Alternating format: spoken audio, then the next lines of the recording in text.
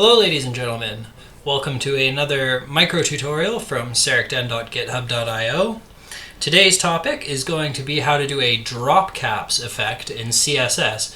This is where the first letter of your post or your chapter of a book or whatever is styled slightly differently than the rest of your text. So in general it's bigger, it's bold, you can do whatever you want with it, you can get creative. So with that, let's get going. We've got here an empty HTML page, which I'm first going to use the HTML5 template. Okay, now that we've got that, we'll just throw in a little test. We'll say hello. Oops. We'll boot up our web server. Head on over to localhost port 8000. And there you go, hello. So, this is really quite a simple technique, but it is a great effect on your site. So what we're going to do is we're going to define an article tag and throw a couple paragraphs in there. Hello, this is the first paragraph. Hello, this is the second paragraph.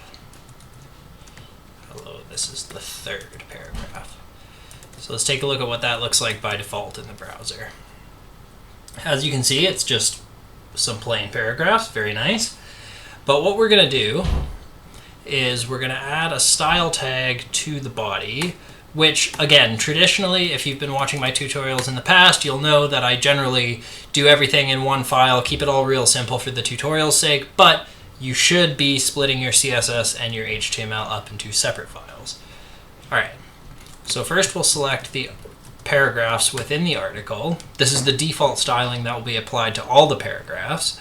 We'll give it a font size of 18 pixels and a font weight of 400. I think my glasses are fogging up. So there you go, now they're a little bit bigger. And now this is the magic of this tutorial.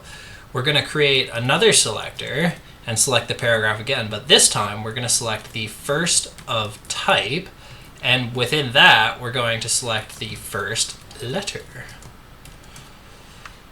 We'll give it a font size this time of 26 pixels and a font weight of 600, so it'll be a little bit bold. We'll see what that looks like. And look at that! The first letter of our article is bold and a little bit bigger than the rest. Now you could do all kinds of stuff with this, but I think you get the general idea.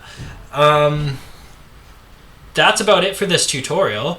If you liked what you watched, make sure you like and subscribe. I have to say that, of course. And for a written version of this tutorial, go to saricden.github.io, link in the description. Thanks, everybody. See you next time.